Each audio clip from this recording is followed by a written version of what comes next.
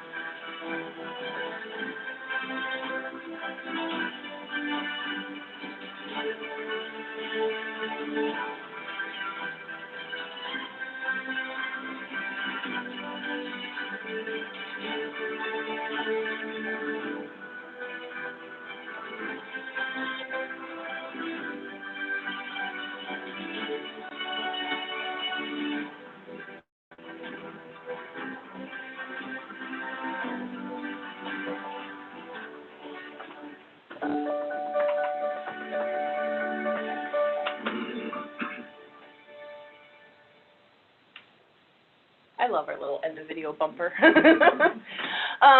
So the Alaska Defense Forum, as the video said, was the first of its kind event that we held in the state, and we did it in partnership with the Association of Defense Communities, of which FEDC is a member, as well as the Borough and Explore Fairbanks. I don't think there's anybody else in Alaska that I know of that are members of the organization. The state. Is the state a member? So the Association of Defense Communities, what their mission is building strong defense communities, and our theme was building strong Alaska defense communities. And what that really means is the military isn't just behind the fence, and we, the community, aren't on this side of the fence. When you talk to commanders on what their mission and installation threats are, the top 2 are spousal employment and quality of education. Because when service members do not PCS with their families, the quality of their attention to the job and their performance goes down. So they want to see service members move here with the families. On top of that, when you're talking about meeting the installation needs for energy, communication, transportation, all of those are in the community's threshold to help meet and assist. So what we are hoping to launch, which we, I think, believe successfully launched with this effort, is to start having a statewide collaborative and comprehensive discussion on what it means to be defense communities throughout Alaska, and start advocating together nationally to both the military, Congress, and anybody else that we need to help meet the needs of our community and the installations. So how can we hear what the installation needs are, how can we help meet those, and then how can we help leverage those needs to provide better services to the community. A perfect example is internet. You know, installations these days are very high-tech. They need those internet speeds. So how can we help support meet that need and then leverage that higher speed internet to provide better services to the community? We have University of Alaska Anchorage just got an award for a supply chain mapping study, and that again is going to give broad insight into what we as a community have, identify strengths, weaknesses, and hopefully identify some tasks that we can take on to advocate for strengthening the supply chain, not only for our community but the installations as well. It was very heavily attended. We were shooting for a goal of 200 people. About a week out, we were getting a little nervous that we were at 160. We were feeling pretty good about it. As you can see, by the day of the event, we had over 220 people attend. So we were really pleased with that. In addition, we had both Colonel Ruga and Colonel Bishop attend with several members of their staffs. We had Brigadier General Sachs participate, Major General Andresiak. And then in the video, I didn't point them out, but we actually had an Assistant Secretary of Defense from the Army, Energy and Installations come and speak to us as well. We had high-level participation from the JAS, the Legislature's Joint Armed Services Committee, and they are very interested in moving some of these conversations forward through their mechanisms and channels. Lastly, we actually got confirmation from General Sachs that he is going to be calling a new meeting of, again, I forget which one it is, ACAST? ACAST. And that is a huge step forward in helping move some of these conversations. ACAST? Alaska Civilian. It's a state military advisory committee. So it's another mechanism for us to work with the state administration on helping meet these needs. We as a community tend to think the mission security and installation is just, that's all top secret, we can't know about that stuff, when really, when you ask the commanders what keeps them awake at night, in fact, we asked that question repeatedly, it was all issues that we as a community can work together on and help solve. We've had conversations in the community about a joint recreation facility. We know that there are energy concerns, especially when we're talking our air quality issues and all those kinds of things. So those are all things within the community's purview that we can help work towards and create stronger partnerships with the installations and the command there. So that was what we did with the event. We're looking forward to 2020, and we really look forward to having a more collaborative statewide conversation rather than each community going on their own. Yes, sir. So going back to your very opening there, you talked about two things that the military was concerned about, sending soldiers and airmen to the interior, or even to Alaska. You said one was education, the other one was medical? Spousal employment. Spousal employment. And those are actually national priorities for the DOD. So when you're talking, go ahead. So, spousal employment, I'm not really too concerned about, because there's plenty of jobs out there, they just need to be willing to take them. But I am concerned about education. You know that Alaska ranks pretty low in education. So what's on the forefront? I mean, even for them to come to Alaska, I mean, we should be thinking about ourselves in regards to how do we increase the rankings of our education system in Alaska. So how was that addressed? If I may, Brittany? Go ahead. Before we leave spousal employment, you are right to a degree. Really what they're talking about when they're talking about spousal employment, at least in the context that we're having it now, is really relative to licensure and licensure reciprocity and recognition. The fact that, someone can get a, I don't know, let's pick a degree. So you're being more specific. Hairdresser. Sure. Let's pick let's say hairdresser. You're licensed to, licensed cosmetologist and hairdresser in another state. You move to Alaska. Can you get into your chosen field? And how, without a bunch of barriers. So that's what they mean by spousal employment. Well, I would, yes, but, and I would expand on that because that's a big portion of it, but another portion of it is also people being willing to take a chance on military spouses because they're only going to be here for 2 years. And so overcoming that hump and being concerned about their ability to perform well while their spouse is deployed and they're managing the houses. There's a bit of a bias, yes, that we are hoping to overcome. So there are some states that have some phenomenal outreach programs to help inform the military incoming spouses what opportunities there are in the community, and we've already started some conversations with how we can do that through their channels that they're familiar with, so they can find those resources.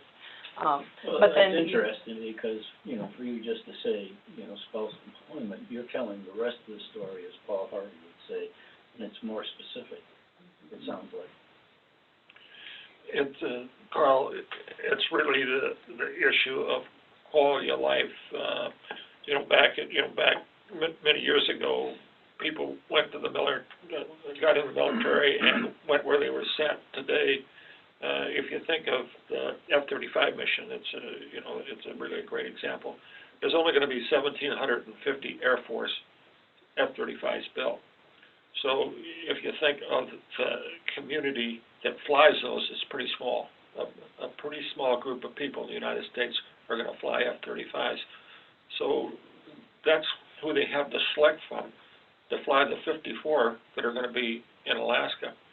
And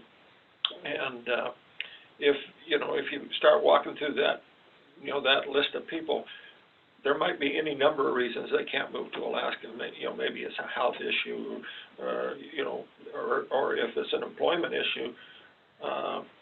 That, for example, the wife is an attorney and would like to come and work.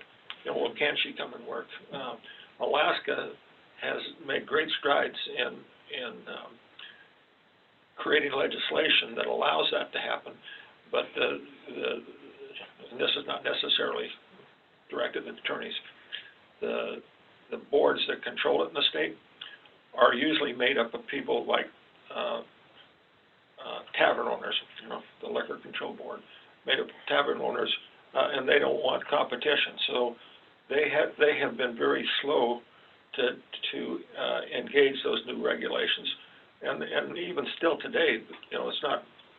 Alaska hasn't accomplished what it needs to accomplish to allow the military spouses to come here and go to work. Education, the number one issue for a military person when they move is, can their kids get a decent education? And if they can't, they don't want to move their families.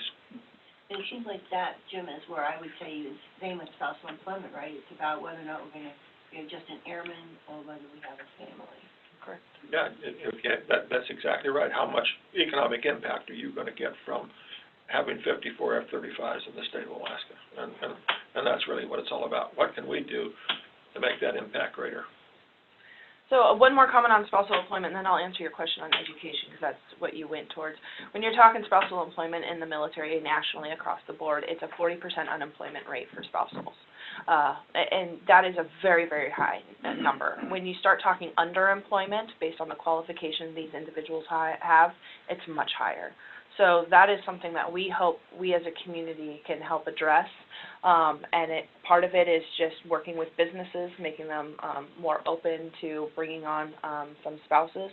and taking a chance on having some high-quality assistance for knowing they may only get it for 2 years when they get PCS outside. So that's a big part of the conversation. Well, Are they 2-year cycles at the Eielson, or are you talking generically? Generically. So in terms of education, yes, it's definitely the quality. We do have private school options for some, but most tend to want that public school. It's the quality of education, yes, and they want to ensure that if their student is coming in as a sophomore, that they'll be able to leave and enter as a senior wherever they're going next, and maintain that quality all the way throughout. But it's also, how do you transition the student into the schools mid-year when they get PCS'd here? What kind of support is there when their families are PCS'd out? If any. You know, and there are blue ribbon school programs that we can have, and so there is a quality aspect, absolutely, but it's also additional support, like what mechanisms are in place within the school system to help support those. You know,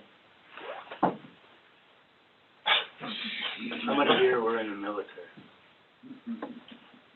But you didn't stay in the military. No, I didn't. So I'm the only one. And I'll tell you, that's a bunch of bullshit. What is? What is it? My boys, we went and we took care of the boys. We ensured that they went to school and they got the good grades. And then if they weren't getting the good grades, we went and talked to the administration and said, what's going on? I mean, this what you are describing is catered. And, boy, that just pisses me off. I mean, you sign up for the military, 1% of the military defends the United States. And always when you want to go somewhere, you can put your dream sheet in. But you know what? It's the what do they refer to it? It ticks me off. The needs of the Army, for me, when I was enlisted, it was needs of the Air Force. They didn't consider all these things that you just talked about. It was the needs of the Air Force, needs of the Army. So you went to the place that you got assigned. So let's back up. I'm just voicing my opinion. If I may. Because it just rips me. No, you're right. If I may. Yeah, but you got to experience it, Jomo. My dad was a colonel in the military. We moved. Okay, so go ahead. I was also the co-committee aide for education. I got to see some things that most civilians never get to see. One of them was I ended up getting a spreadsheet from Eddie Jeans. He was the legislative liaison for the state of Alaska Education. And I noticed as I was going through it that a lot of the columns were missing. And so I just happened to fiddle with it a little bit and realized that Eddie Jeans had sent me a document that he was not supposed to send me in that form, because I had everything at my fingertips. I do wonder from time to time, again, when we talk about education, there's quality of education, and then there's the metrics regarding outcomes. The schools that my children have attended to me, have seemed top flight. But I think what you're saying is pretty much anywhere you go, the quality of the education you receive will be partially determined by your effort, either as a student or a parent, to assure you get the most out of it. However, if you'll allow me to step back for one of the things that Jim has been saying, Jim has been saying for years, and actually it was interesting to find an organization that kind of understood that. We didn't realize it was a national organization that understood the thing, which is that the military is an industry. It has the choice, to a degree there's choice built into how it deploys its resources, how, where, how much, and when. And it is a competitive marketplace, nationally and internationally, for those investments. And as Jim said, it's the choice. Well, there are things, and Brittany said, there are things that we can do in this community that can either increase or decrease the likelihood of maximizing economic impact of these resources, of these missions, and of these deployments. We can work to improve our schools, which benefits everyone and is attractive to this major industry, or we cannot. And if we don't, we are kind of rolling the dice a bit, but if we do, we offer the potential, we create the potential of increasing the number of people who come, how long they stay, and whether or not they return. Well, I can just say, it's been, we got out in '99, so that just goes to show you the evolution that has taken place in catering to, to us, we just took as natural. Now, there's something else, too, Well, that I wait a didn't minute. realize. Wait a minute. I just want to lob this out. Jomo, It's contextual. stop, It is stop, contextual. Stop. Evolution has, Carl, no, give us a break here. I am, I'm No, just, wait a minute. no, Carl, wait. no, Carl. no, Jim, you can continue on, I'm just saying my feelings of what it was then to what it is now, and there's nothing I can do except support what we are trying to do. What it is now. What I didn't realize until I got to Miami, he's going to yell at me, but what I didn't realize till I got to Miami, because it was stated explicitly by a couple of folks from the DOD, was the reality that years and years of inadequate funding have put the military in an odd position where they have to more and more rely on the communities that host them to provide services that heretofore had been provided directly by the DOD. I totally agree. The example that I have in my own experience was when Dad was stationed at Fort Campbell. Fort Campbell was a huge base. It was the airborne. There were people who literally never left the base because you didn't have to. Multiple bowling alleys, movie theaters, grocery stores, everything that you could think of for a small city that you might need was right there on the base. As we've moved forward, particularly after sequestration, with these the way the guy described it was, if you've got a maintenance requirement of 100% for over a decade, we have systematically underfunded those requirements. They always get 80%. Yes, they get 80%, but it's only ever 80%. And over time, you are eroding the base of infrastructure and services that you are providing to the point where sometimes they're ineffective. But again, they have more and more, as that has happened, the military looks more and more to the communities that host these bases to fulfill those requirements. They look around at the communities that can do it, and they are more likely to get more of the resources and missions. And so, again, it is a highly competitive marketplace. I have one more thing, and then it was Catherine, and then I saw Bucky put his hands up. There is, what we're talking about here is that you're right, the service members come. They get their orders, and they come. What we want them to do is come with their families. And when you're talking decisions that are being made, those are issues that have been identified by the military families of items of importance that we as a community have full threshold of being able to address. So, and we would like to respond to that. And then Catherine had a question, and then I'll let Jim, Bucky. Well,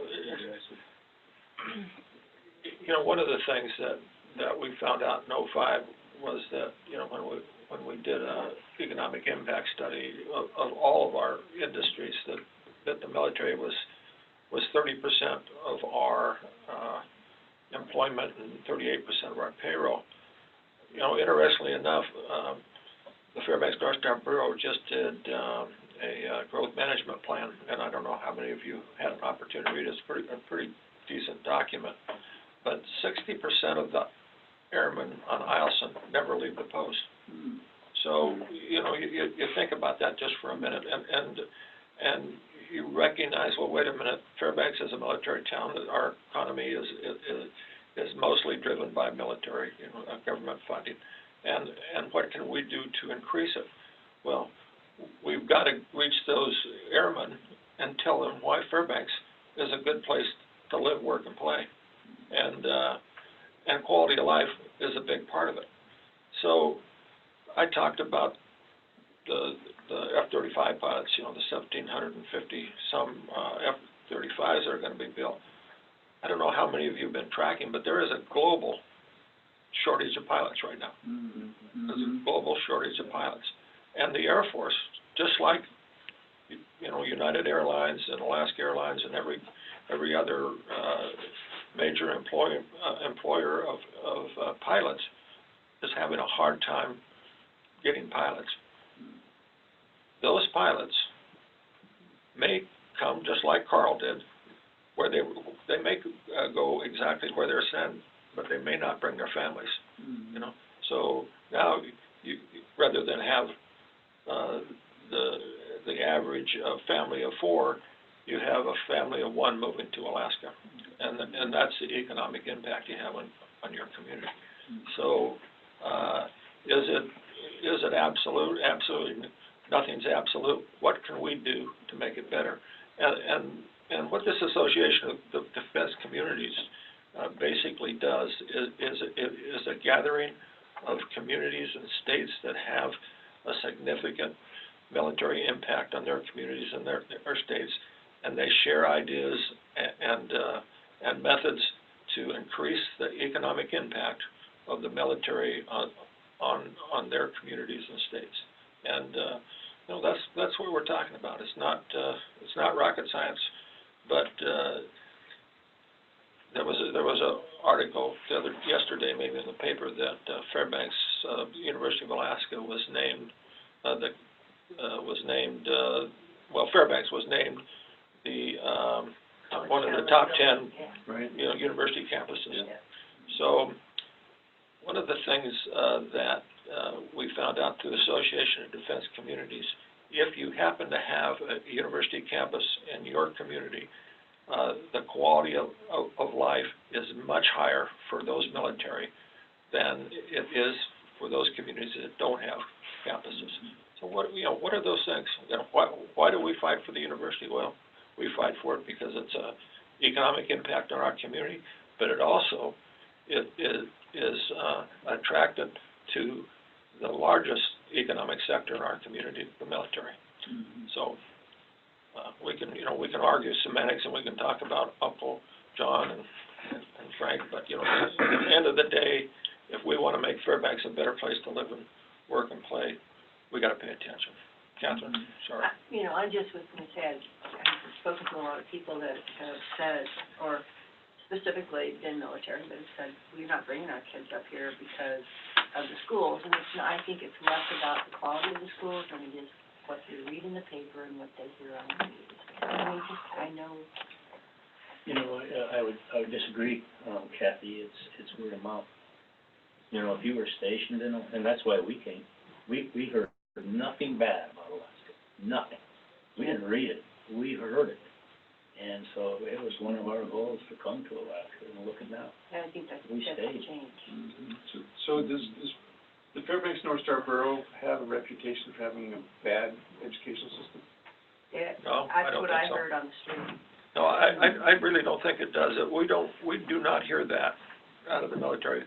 Interestingly enough, though, during this defense forum, Colonel Bishop, who is the commander of Eielson, I overheard him talking to Bryce, our mayor, and he was saying that his kindergarten, for his children, he has 4 children, all pretty little. I can't remember their age, but they're pretty little. Almost in the age of Yeah, they're littler than you are.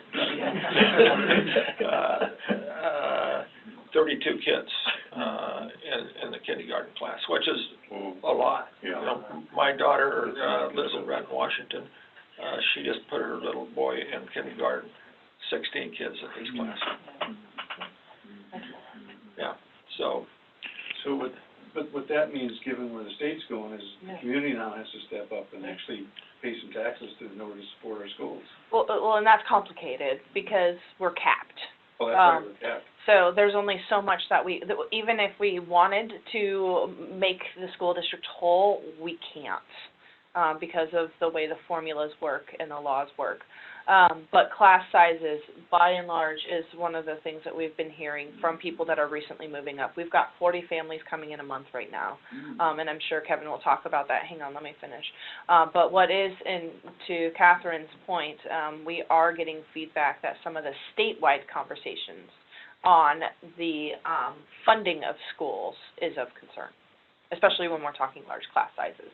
When we're talking about the actual results of the tests, we haven't gotten feedback on that, and I know their school district has some talking points and arguments about why they don't necessarily agree with some of those numbers. So staying away from that part of the conversation. What we're getting, the biggest concerns are class sizes and the statewide conversation about funding of schools. So is that the reason for the 32 kids is not teachers? I don't know what the reason for 32 kids is. You know, quite honestly, FEDC doesn't pay much attention to the school district, although it is part and parcel of our quality of life, and we should. But we only have so much time and so many people. But, you know, end of the day, it's kind of interesting because now we have an administration that is all about efficiency and permanent fund dividend and those things that, you know, that I grew up with, you know, taking for granted that, you know, was part of my life and part of Alaska, you know, are being set aside. University of Alaska is just a great example. Is the University of Alaska inefficient? Absolutely, it's inefficient. Oh, every government operation is inefficient, and you know, and by the way, FEDC is probably inefficient. But should we get rid of it? Should we take in one administration and ruin everything that was created since 1917? I don't think so. Not a good idea. It's going to have, you know, long-lasting negative economic impacts on our community, and those things that we strive to grow and change, make better. You know, you've heard this all the time. We need to diversify our economy. Absolutely, we need to diversify our economy, but I can't put out a piece of paper and say Alaska's open for business and attract businesses to Alaska. It ain't going to happen. I've got to build the infrastructure and create the environment and the quality of life that makes people want to come to Alaska. Create the environment. That's create the environment. It's huge. Maybe what we ought to do is, since we have a retired colonel that is in charge of the F-35 program at Eielson on the phone, Kevin Blanchard. And Kevin, thank you for being with us today. We ought to let Kevin weigh in on this. He's really probably the resident expert on a lot of the issues we've been talking about. Kevin? Yeah, so a couple things. You know, I've been listening to this conversation. It's interesting to me to think through it, just as you all have talked. But first off, let's start back to the voluntary versus non-voluntary assignment system. The reality is we have a mix of folks. Folks with a commitment in the Air Force, if they get an assignment to Eielson, are coming. They don't have a choice. Whether they bring their families, they always have a choice. So that is completely on them. And to give you an example, when I was at Air War College in Montgomery, Alabama, 7 years ago, more than half of my classmates did not bring their family, and almost every one of them said schools. So the members always have a choice to, now it's not fun to be away from your family. Members always have a choice to not bring their families. Now, obviously, Alabama schools are historically terrible, so that's different, but realize those folks have a choice.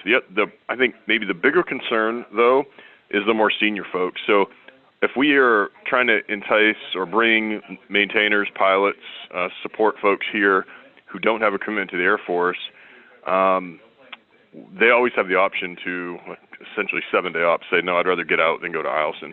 And that has been a big concern amongst pilots, especially in the F-35 community. We went through a lot of looks and a lot of conversations between senior leaders and other F-35 bases before we finally got a field grade officer that agreed to take an assignment up here without saying, no, I'm getting out instead. So, and there was a lot that goes into that. It's not just schools. We need to do better as an Air Force, word of mouth wise. You know, when I was flying A-10s early in my career, Eielson was a sought after assignment. We closed the A-10 squad and converted the F-16s to aggressors, and that word of mouth of positivity that was in the A-10 and F-16 communities kind of gone away. We got to rebuild that in the F-35 community. But in the short term, empirically, I know there have been people that have refused this assignment because it was Eielson. And there will be folks that will look hard at whether they bring their families here. Education and jobs probably being the biggest ones. You know, our military has changed from a single serviceman breadwinner, and a family at home to two breadwinners, and a family. And a lot of times those spouses are actually, professional careers that, maybe are more lucrative, or maybe have a longer longevity, or maybe, a brighter future. And so we have some military families choosing to leave spouse, in place if they are a professional with a good job versus bring them here. So those things that have been stated about that are important. As far as the education, I've not heard people say they're not bringing their families here due to schools. But I will say that is always one of the first thing that parents with children will look at, especially with high school age children. I know that was a case for me, both my last two active duty assignments at Air War College in Alabama and then in southern Arizona. People coming to Davis-Monthan chose where to live regardless of commute based on the school district.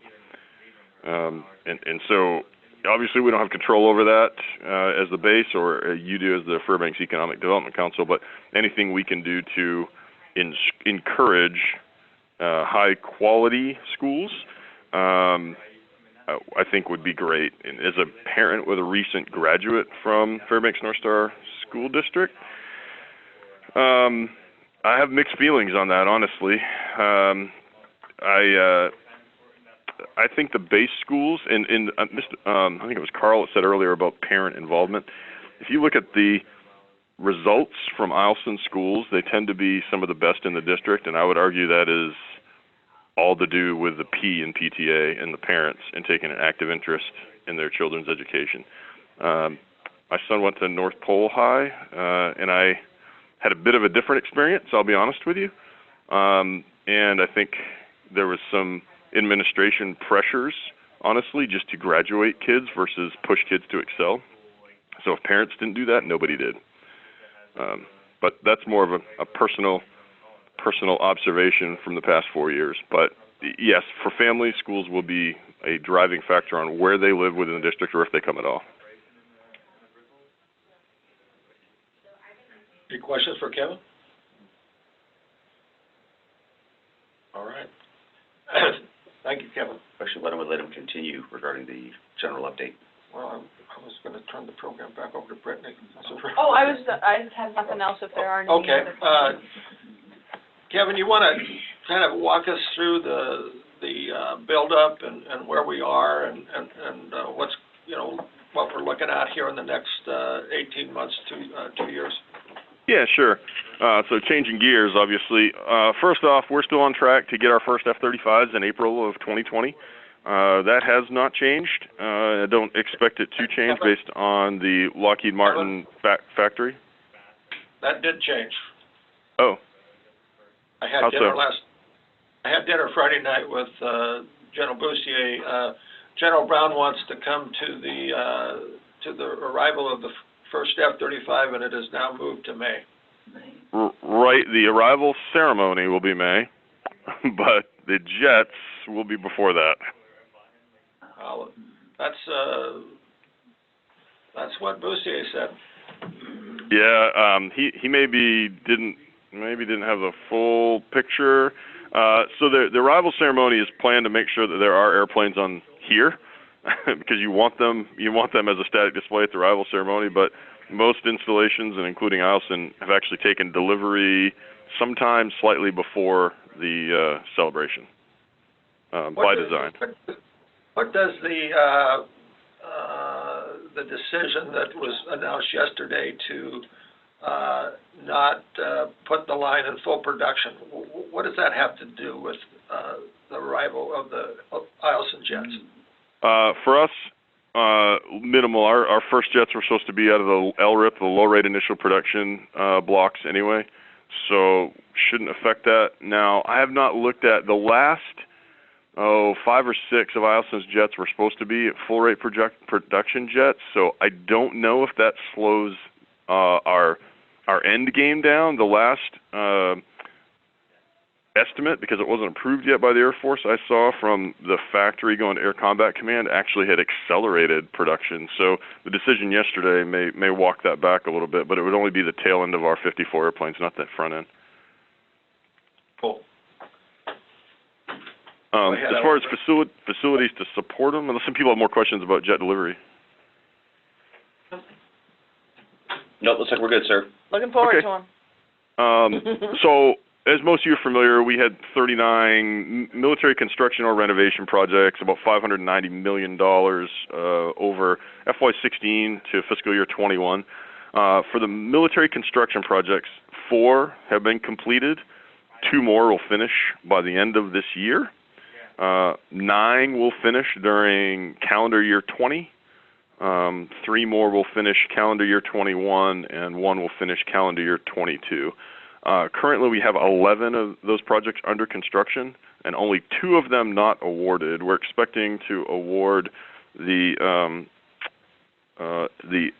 additional mission equipment storage building in FY20 and the renovation to the Combat Arms Training Range in FY21. Those are the only 2 that have not yet been funded by Congress. All the others have been funded and are either design or construction right now. So big picture when we're looking at, construction and employment at Eielson, still pretty robust through 20 and then ramping down pretty rapidly into 21 and 22 as we're just finishing up those last 4 to 5 projects.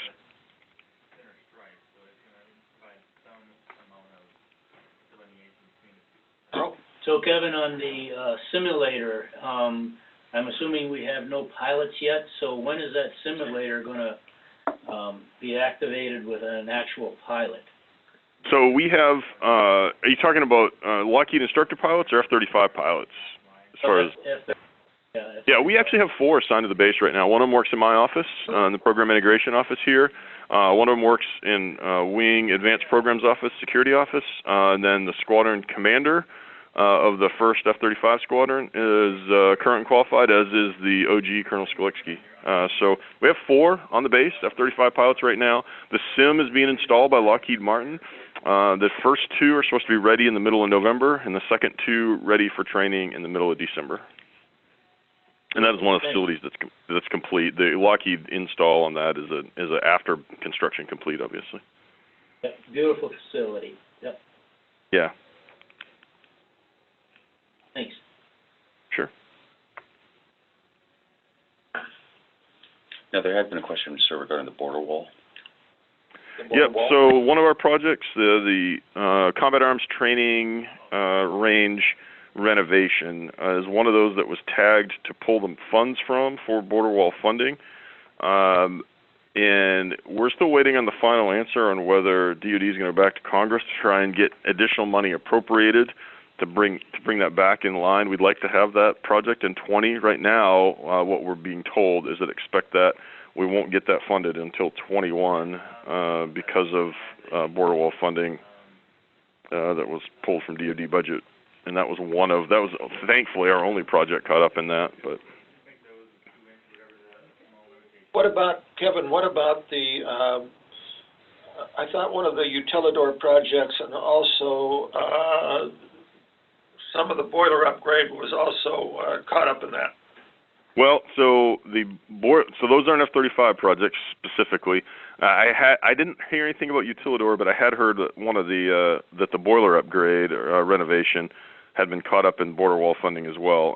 Not my area expertise, but I can reach out to the CE squadron and confirm that answer. No, it's okay. Idle curiosity, I'm sure that it won't matter what I think if Trump's going to fund it or not. Yeah.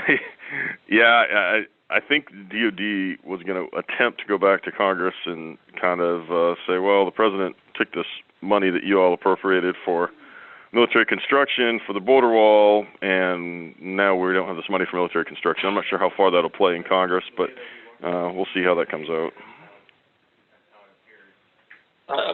You got any insight into the KC-46, Kevin? Other than that they're planning a KC-46 bed down somewhere in the Pacific and are starting the site survey process here in the next few months.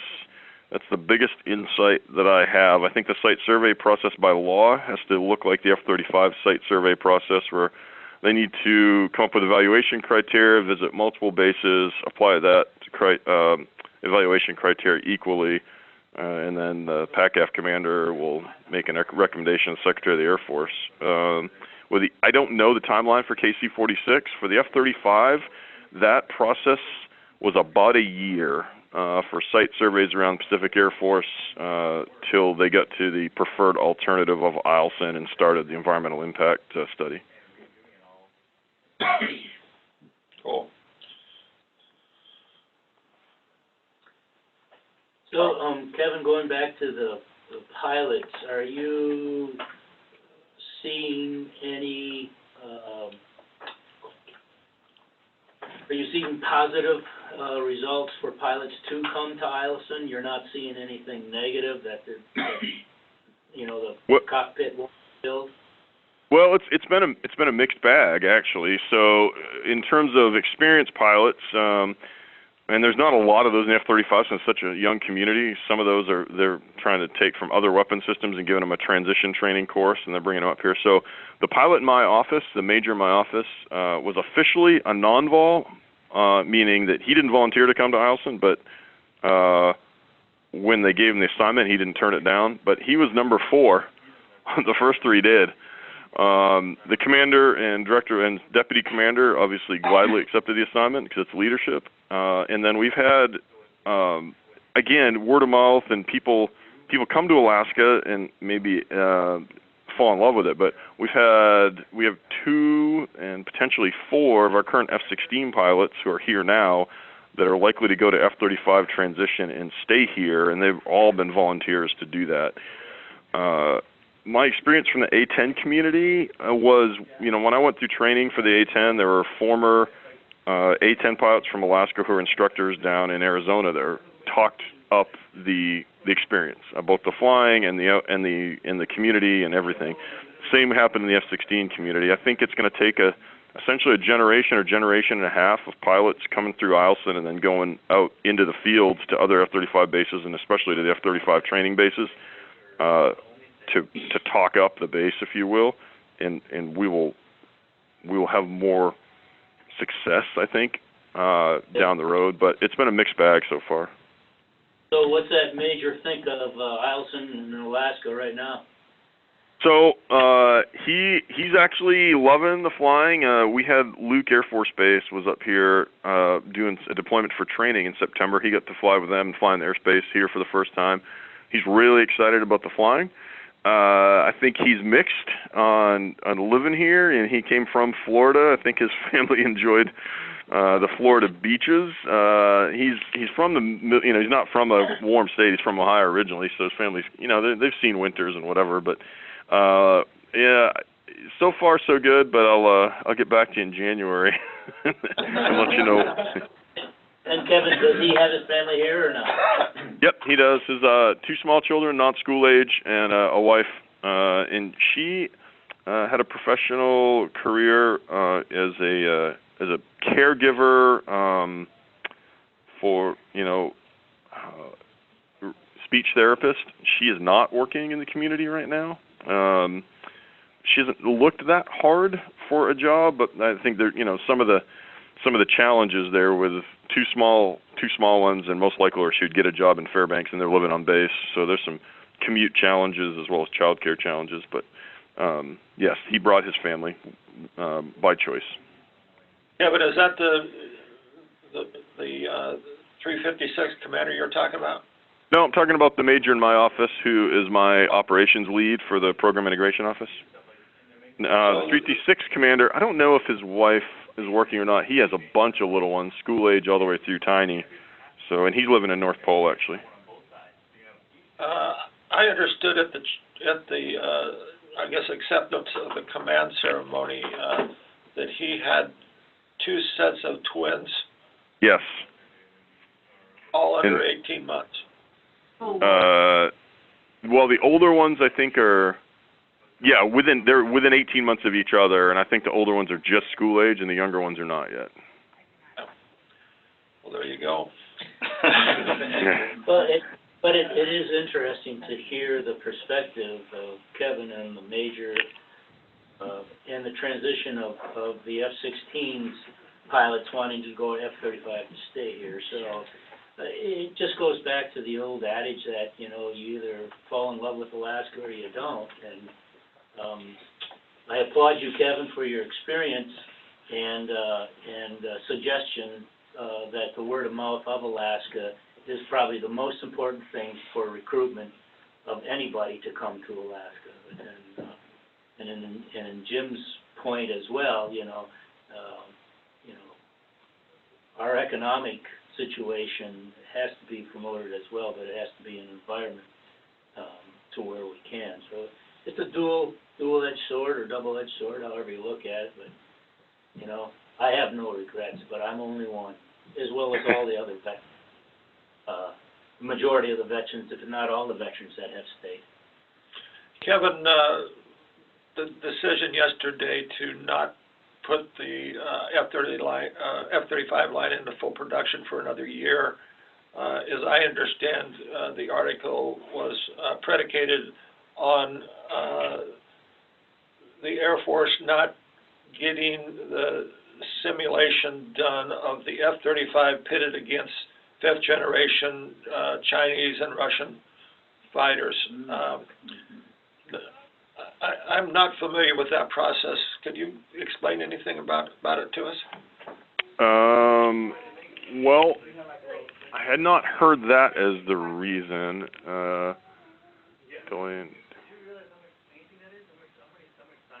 Oh, okay. So, yeah, it's not an F-35 only problem, unfortunately. So,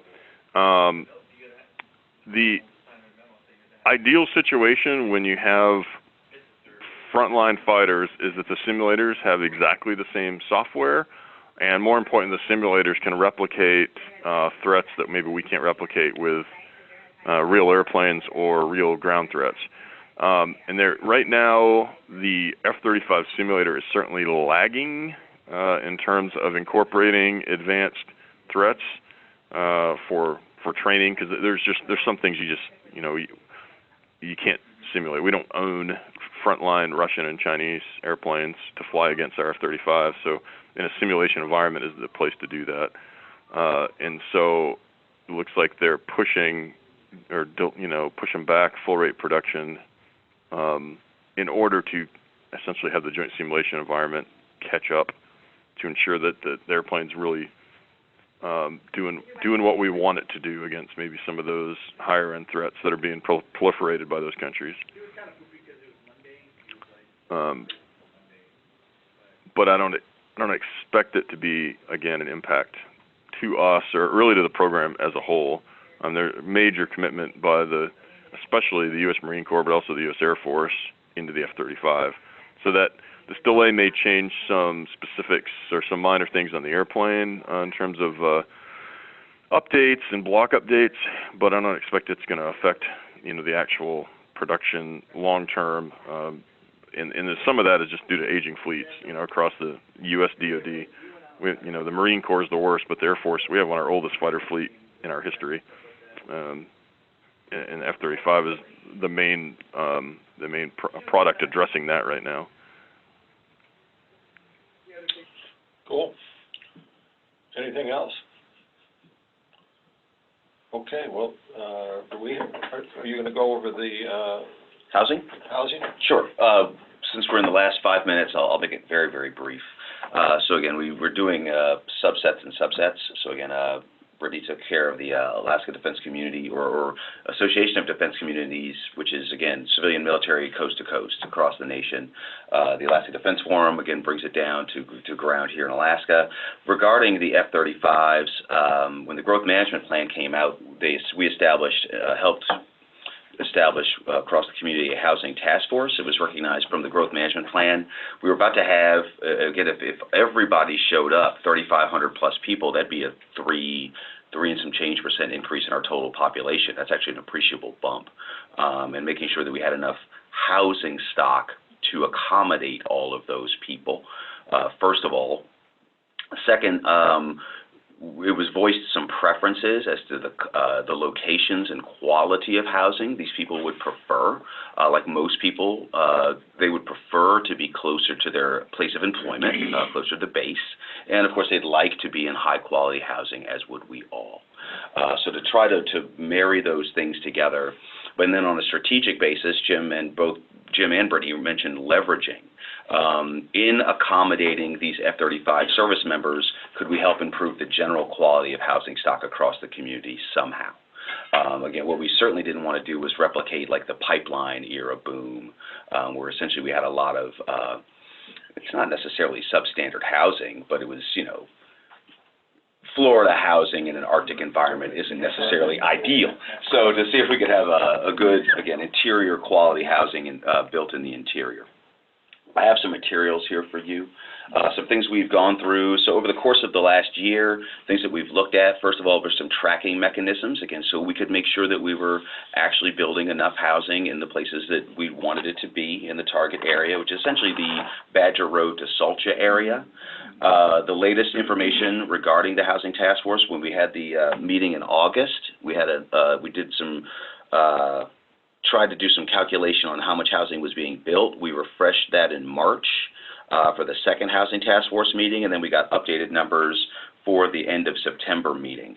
And by all indication, the pace of build is what was desired and required to be able to accommodate the service members. Again, just as far as the number of houses being built on a year-on-year basis, it appears that we are on target.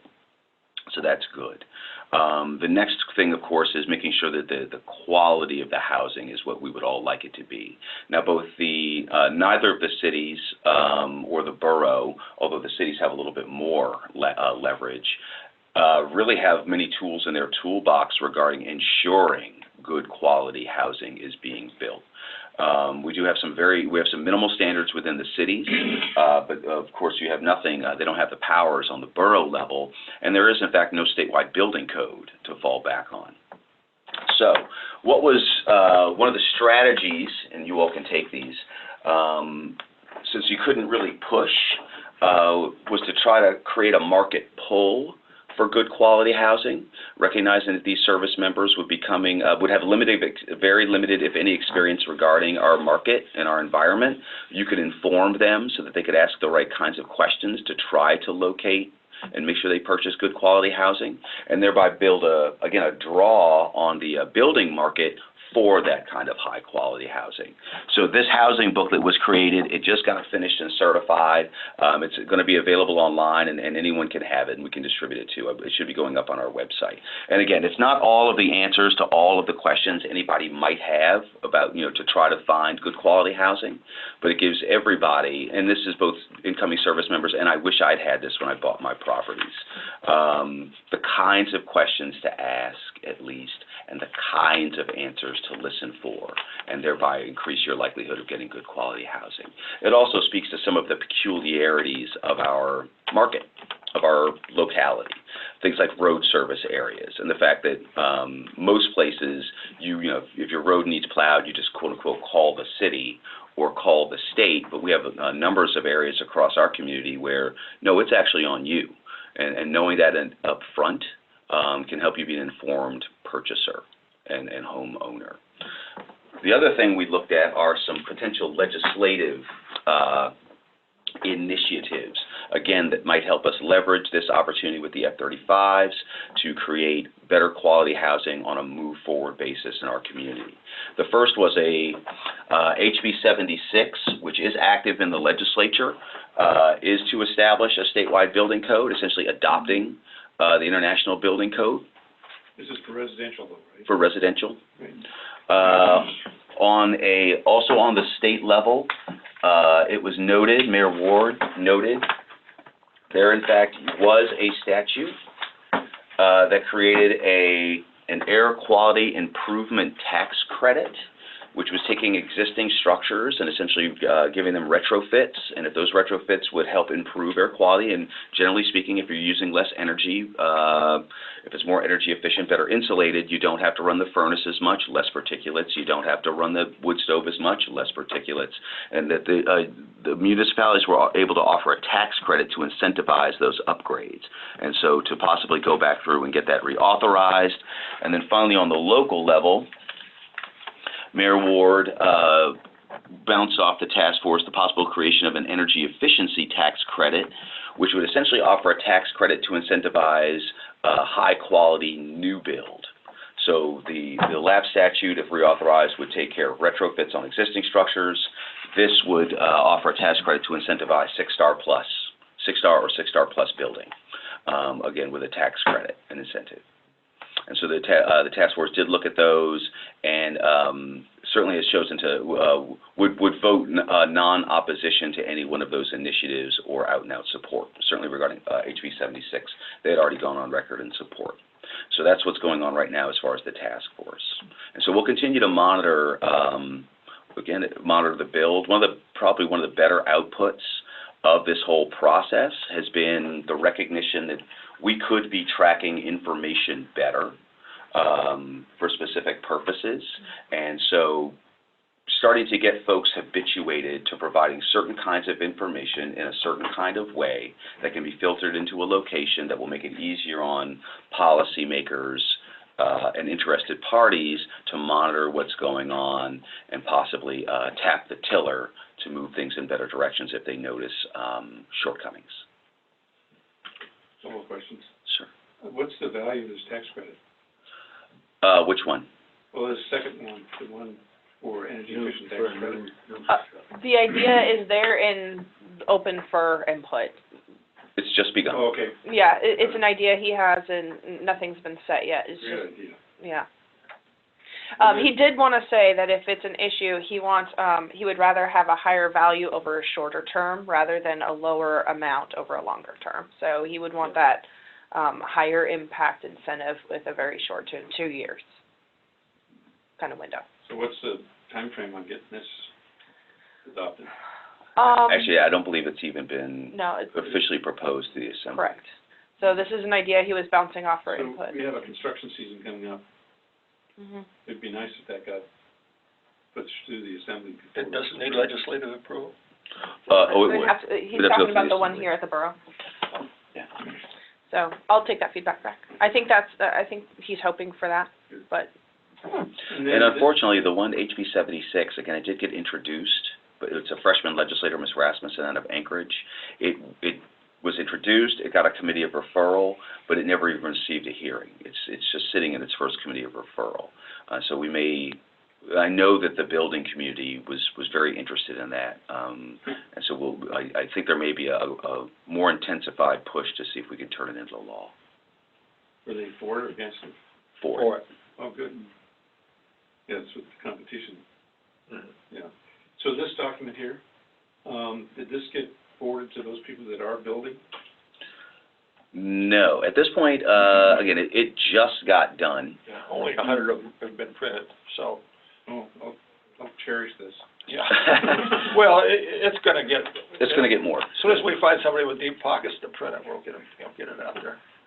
So right now it's living, but it is alive. There's a PDF of it. I sent it out to all of the task force members, which had fairly broad reach. I mean, on the task force is Mayor Ward and Brittany, the Interior Alaska Building Association, FEDC, I think Explore Fairbanks is on there too. Military guys, both of the bases. So again, we've sent it out, and now it's just a matter of trying to get it, again, printed for that physical distribution, but it is available for download. Yes, ma'am. So, quick note, housing, I got here in 2011 from South Carolina, so one extreme to another.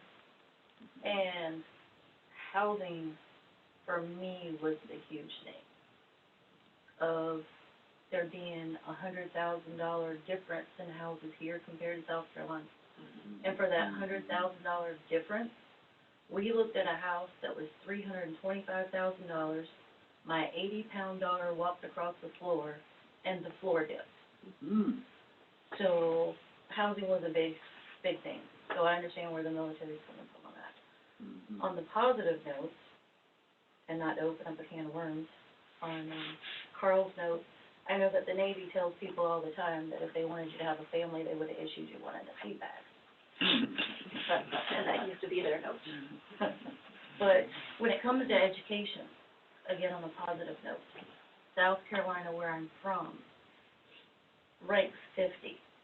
Mm. So whenever I was moving the kids here, that was a huge deal that Alaska was so much better when it came to education. Mhm. It was huge.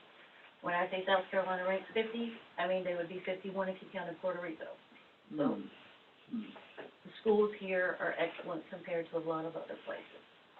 Out at Eielson, to the comment that the one gentleman had, the schools on Eielson are extremely focused on the kids.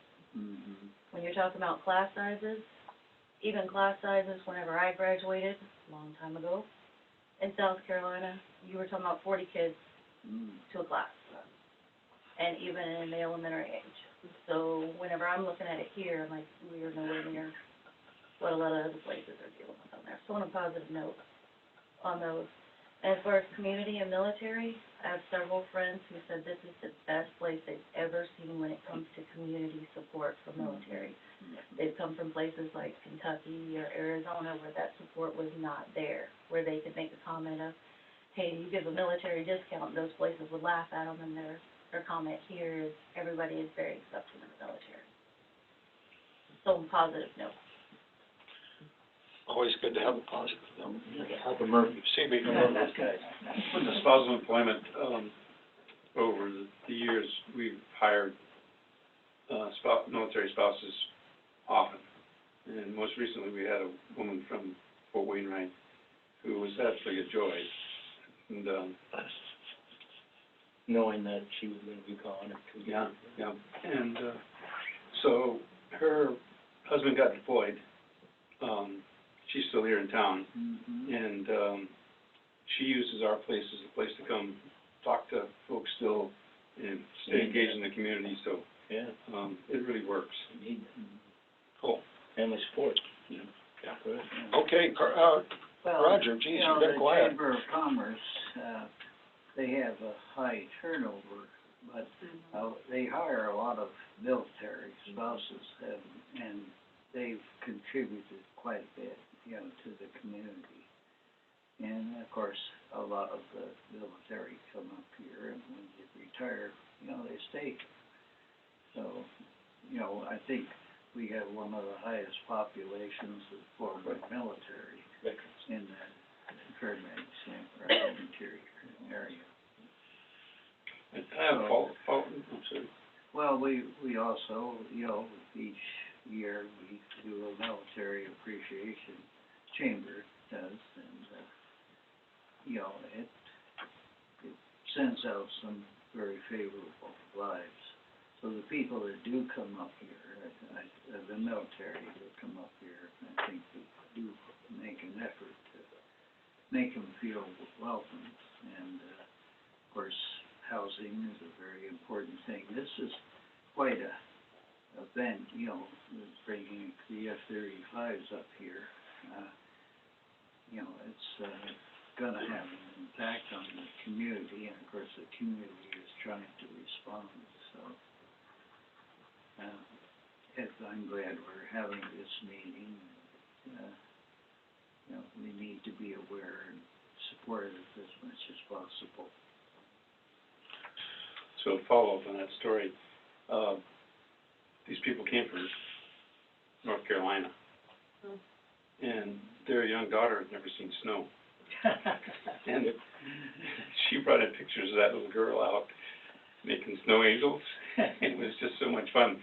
So she's not working for us anymore, but when it snowed here a couple weeks ago, I sent a text message and I said, are we making a snowman? Are we doing snow angels or whatever? And the little girl was already out in the snow. So, I mean, that's one of the reasons why they like this place. Good. Well, Kevin, you have any closing comments? Well, just I attended the Housing Task Force meeting. the last one we had there a few weeks ago, I think the community's doing great, putting a good foot forward to make sure we're meeting all the needs. So far, we've just had, 30 or 40 folks trickle in. That's going to ramp up rapidly between now and the end of December. But empirically so far, folks who've wanted to live on base and be able to, folks who've wanted to live off base and be able to. It's been this kind of the standard 50-50 mix that we've seen historically. And the housing costs that were brought up by the lady earlier are a factor, but I think the BAH in the local area, people come into housing eyes wide open. They look at what they're going to get paid by DOD and then look at their budget appropriately. So I've not heard huge issues on the cost. So far so good, but I think the community needs to keep pushing on that as we build out our 1,280 inbound Air Force personnel. Great. Kevin, thank you for joining us today, and thank you for the information. Sure, happy to help. Oh, absolutely. Thank you, Brittany. And Jomo, thank you. And thank everybody for coming. So have a great day. Yep. All right, okay, personnel. And of course, Good meeting, thanks. Updates. Thank you. Okay, everybody signing off. All right, thank you, Jomo.